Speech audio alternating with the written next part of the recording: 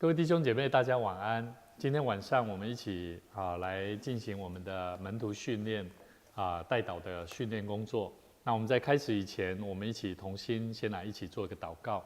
感谢赞美主，让我们一起在今天晚上聚集，无论是在线上的或在我们现场的弟兄姐妹，我们都能够一同来领受学习代祷的功课，也让我们一起透过诗歌来敬畏神，让我们的心能够安静，我们的心。让你的圣灵来感动我们的心，让我们一起在主你的面前领受生命的造就，让我们的生命能够更多的能力来服侍神，为别人祝福代祷，让我们的生命能够经历彼此的相爱的心，让我们的生命经历神大能的作为。向你献上祈求感谢祷告，奉主耶稣基督圣名来求，阿们。我们一起来看265首，我们的脚要跳舞。我们的脚要来跳舞，我们的手要来跳上，我们的口要的诗歌。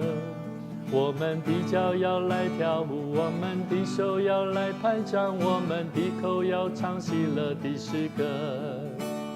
我们歌颂赞美他，我们歌颂赞美他。我们歌颂赞美他，生命，耶稣我爱你。我们的脚要来跳舞，我们的手要来拍掌，我们的口要唱喜乐的诗歌。我们的脚要来跳舞，我们的手要来拍掌，我们的口要唱喜乐的诗歌。我们歌颂赞美他，我们歌颂赞美他，我们歌颂赞美他，生命，耶稣我爱你。我们歌颂，我们歌颂赞美他，我们歌颂赞美他。我们歌颂赞美他，生命，耶稣我爱你。我们要时时刻刻用我们的手，用我们的身体，用我们的全心，一起来赞美我们的神。那我们今天我们要一起来看基督徒彼此代祷的力量跟重要性。让我们一起学习在代祷的圣经里面的基础以及重要性当中，让我们更多明白，基督徒若没有透过代祷，其实很多时候我们的信仰生命就像是一个单纯只是个人在领受信仰，但是没有透过彼此之间的代祷工作。那我举一个例子就像人与人之间，有些时候你会了解一个人他的境况，或者是他正在面对的处境。那如果当我们听到我们的弟兄姐妹或者是不认识主的朋友，当他遇到生命当中的困难，很多时候我们必须要在想，到底我要怎么帮助他？所以我在想，基督徒除了认识耶稣基督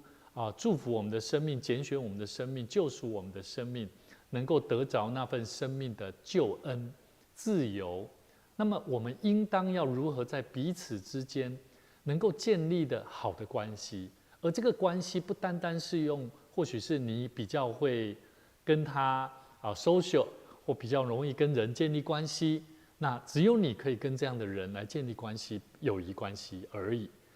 那也不是单单只有友谊的关系的建立，更重要的是，我觉得应该还有一个更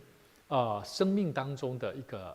特别的地方，也是一个让人感受到感动，而且是时时刻刻有神与我们生命或对方同在的事情。所以呢，我们必须要了解基督徒要如何透过彼此的祷告。那什么叫做彼此的祷告？也就是说，我为他祷告，他也可以为我祷告，让我们在祷告当中去经历生命带来祝福转变的力量。所以今天我们要一起来了解，当我们每一个人遇到困难软弱当中，那圣经怎么提醒我们，告诉我们人与人之间当遇到困难软弱的时候，不单单只是我知道一个消息，知道这位弟兄姐妹他的困难，需要，而我们却束手无策，不知道该怎么去处理。那其实圣经里面有非常明确的教导，教导我们怎么样彼此代祷，甚至彼此帮助，是透过鼓励，是透过祷告，是透过经历上帝的作为。所以我觉得这是一个非常重要的一个切入生命关系的一个角度。所以我们今天要一起来看雅各书。雅各书其实第5章，我们要从第5章的第13节看到第18节。那圣经里面他特别提到雅各书第5章，我要先做一个前面的带大家一起来了解。圣经里面第5章，雅各书第5章里面，雅各特别针对信徒在遇到苦难、疾病，还有属灵生命的挣扎当中的反应，他特别强调祷告的力量。祷告会带给信徒或者是未信者，在彼此的关系里面，彼此认罪，彼此祷告，怎么样透过这样子来得着上帝的医治跟拯救。所以呢，特别在我们今天要一起来看雅各书第5章13节到15节当中，18节里面，我们来看它有几个很重要的重点，特别来教导我们怎么鼓励我们遇到不同困难的弟兄姐妹朋友如何来面对。那第5章第13节到第15节，他这样说：他说，你们中间有受苦的呢，他就该祷告；有喜乐的呢，他就该歌颂；有病了的呢，他就该请教会的长老来，他们可以奉主的名为他抹油祷告，出于信心的祈祷，要救那病人。主必叫他起来，他若犯了罪，他必蒙赦免。所以我们先从第13节到第15节，我们看到这段圣经节特别呼吁每一个信徒在面对困难当中的时候，不要孤立自己啊。好，我们看到圣经里面说，他可以，你们中间有受苦的，就该祷告。好，不是说就该自怨自哀。很多时候我们不知道，原来可以透过祷告。所以当我们在彼此当中，或者是我们单独自己在受苦的时候，我们却忘记了，其实我们应该要祷告。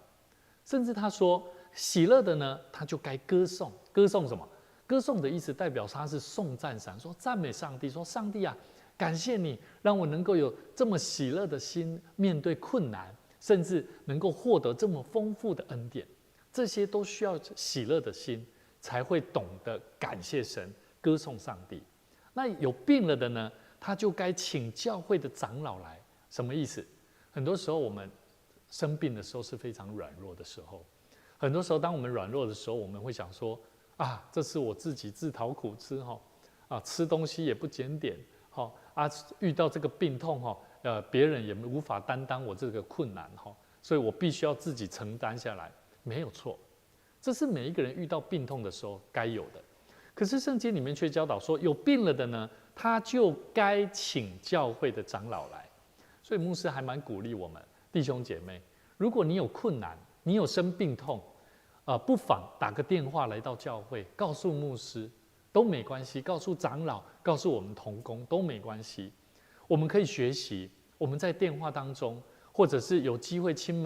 门拜访到你的家中，来为你做祝福的祷告。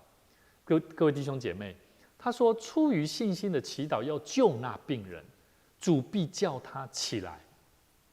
他若犯了罪，也必蒙赦免。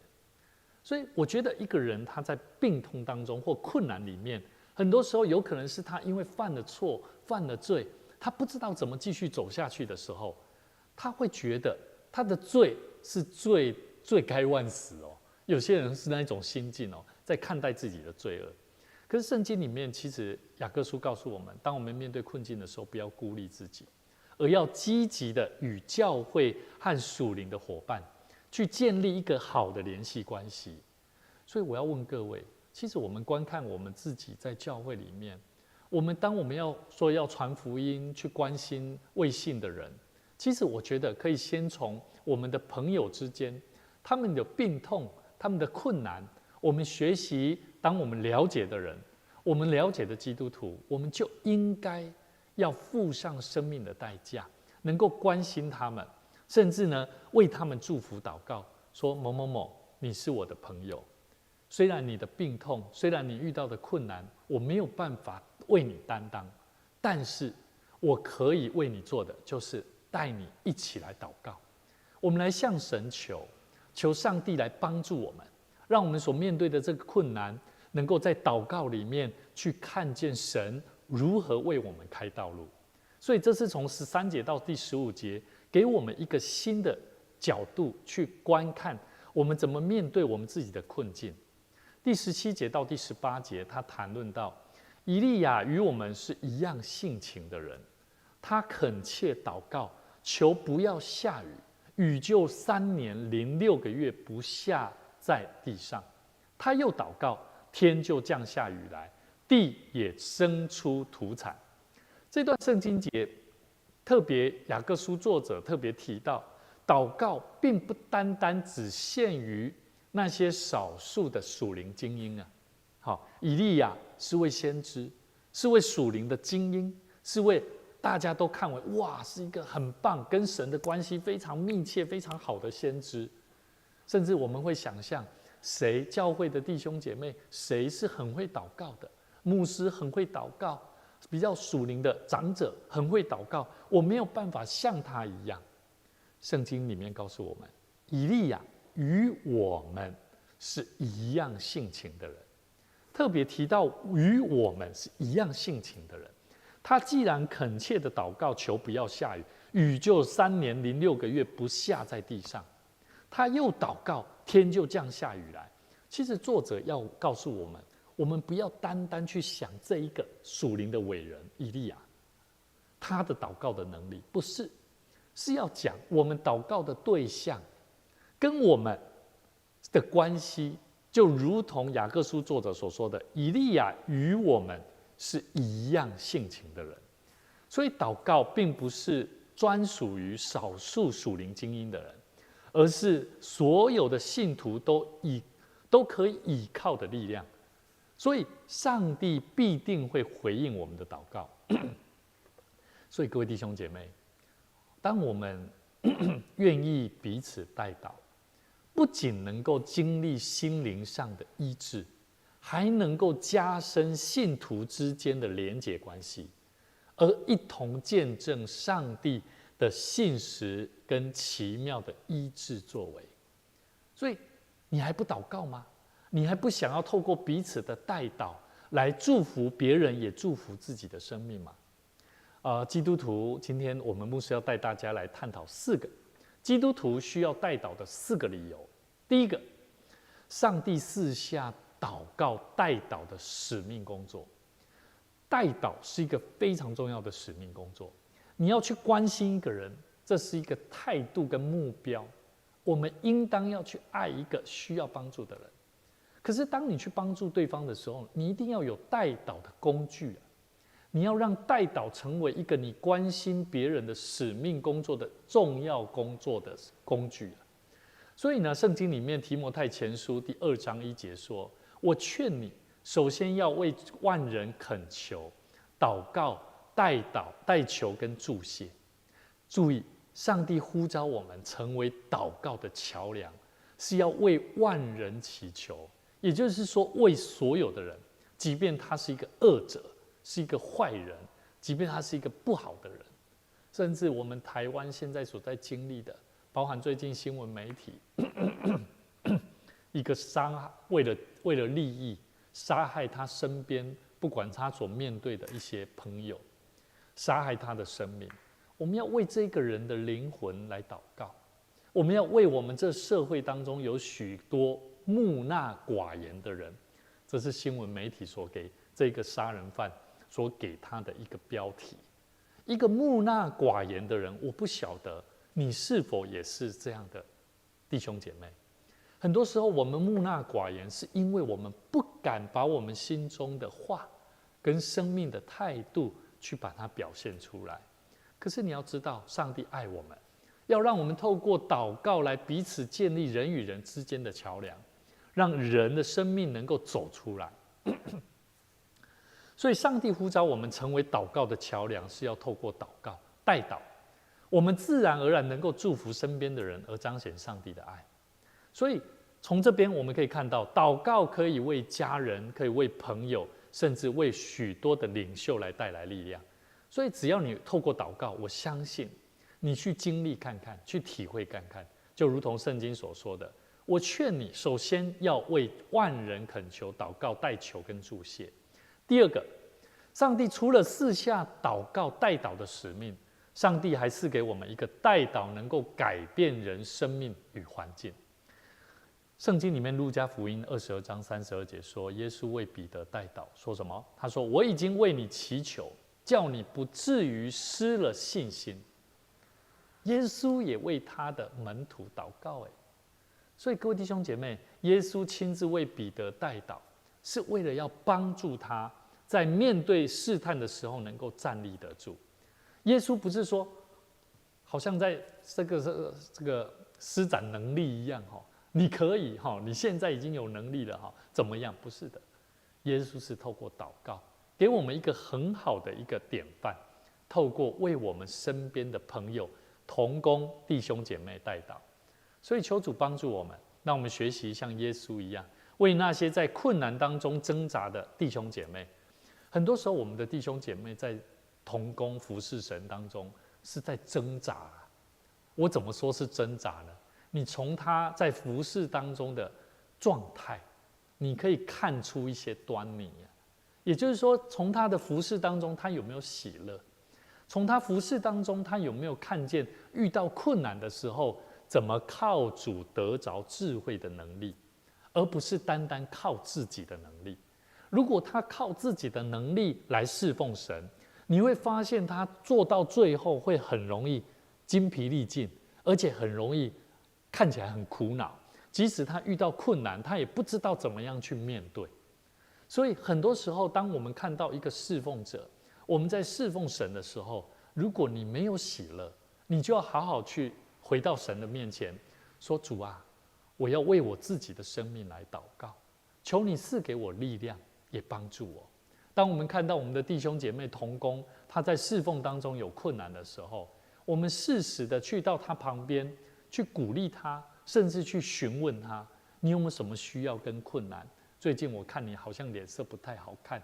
是不是发生了什么问题？”我们适时的透过行动来去了解，甚至了解之后，我们一起带他一起祷告。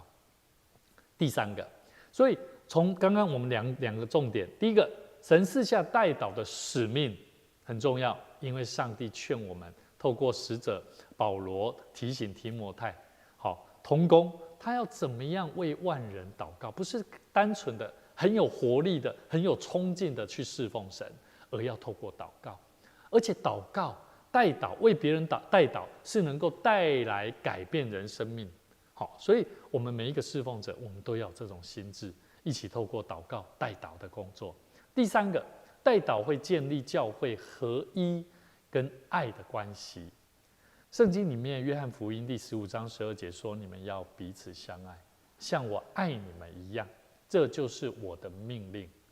圣经里面教导我们，耶稣说：“你们要彼此相爱，像我爱你们一样。”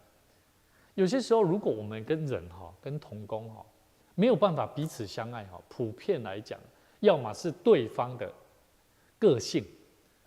我们跟他合不来，很难相处，所以我们很难爱这样的人。另外一种呢，是他做的工作，我们一起共事。当我们一起共事，一起在侍奉当中，我们很多时候会发现，他做的方式跟我做的方式真的不一样。但是圣经教导我们要彼此相爱，那怎么彼此相爱？当然就是怎么样？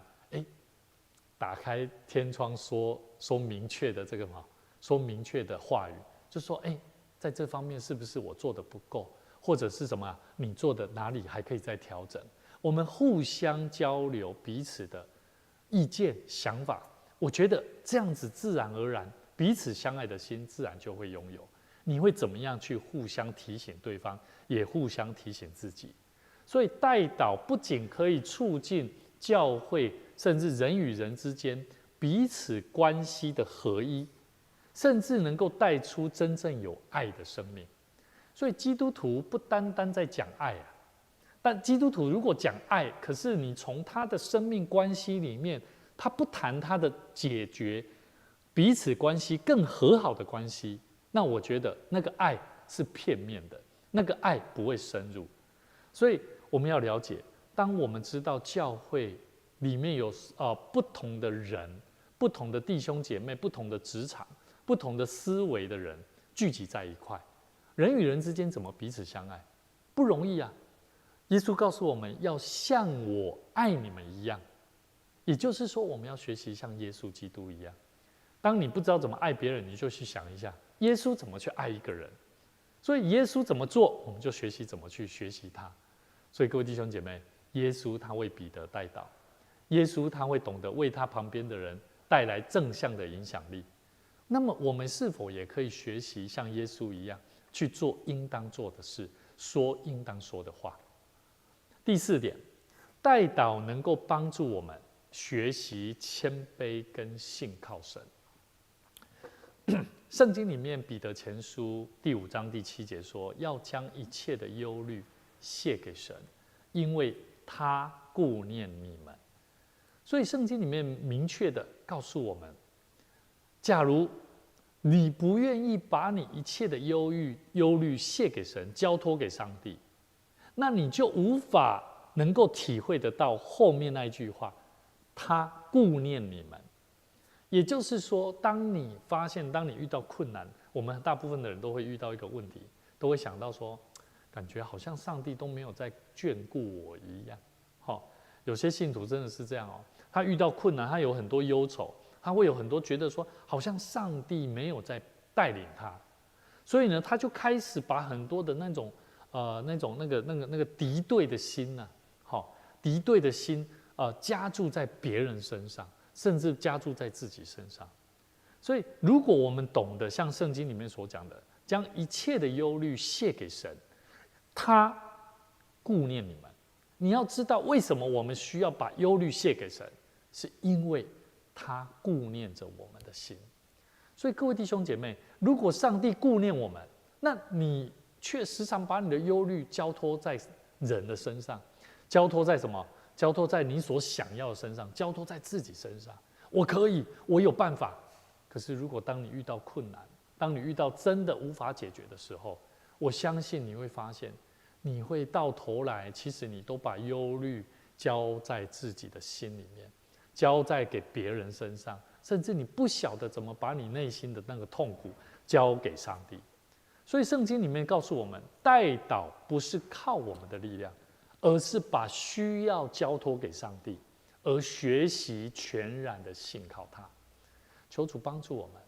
让我们能够知道，当我们为别人代祷的时候，也就是在提醒我们自己，上帝才是一个掌权的上帝。所以牧师也要邀请各位，邀请你，我们一起在待会，我带大家一起做一个结束祷告。我期待各位能够一起学习。我们一起来讨论，在你的家庭，当你今天收看完今天的门徒训练的讯息之后，邀请你的同工，邀请你的小组员，邀请你身边你所带领的教会同工朋友，或者是带领你的家人，一起彼此祷告，一起透过分享。你可以分享你曾经经历过的代祷，你如何透过祷告所带来的力量是什么？我们彼此分享一下。分享上帝他如何回应在你透过祷告当中的经历，然后把你的经历也分享到你身边的朋友跟家人。所以我们待会能够有短短的时间，期待你能够带领你的家人，带领你的小组员，带领你的牧养的弟兄姐妹，带领他一起透过祷告来经历上帝的同在。我们一起同心来祷告。天父上帝，我们满心感谢你，谢谢你教导我们在今天的圣经节主你的话语，教导我们晓得我们要为万人恳求、祷告、祈求跟感谢，让我们学习我们的生命要彼此祷告当中，彼此代祷里面能够带出彼此相爱的心，不单单是透过我们陪伴，更重要的是要让神你的话语，让神你的恩典，让神你的圣灵，透过我们的彼此代祷，能够将平安、将感动、将喜乐、将圣灵的作为带到我们身边朋友当中。主啊，让我们身边的朋友，我们所牧养的弟兄姐妹同工，让我们一起经历在祷告当中所带给我们生命的功课。谢谢主，再一次将我们的生命交托在主你手中，让我们每一次能够透过学习代祷的工作，让我们能够更多的看见我们的生命需要学习代祷，能够彼此代祷、彼此相爱的心，带出神你所喜悦的生命。我们在你面前献上祈求、感谢、祷告，奉主耶稣基督圣名来求，阿们。愿主赐福大家，在每周三的晚上，我们8点同一时间一起来学习代祷的功课。愿你平安。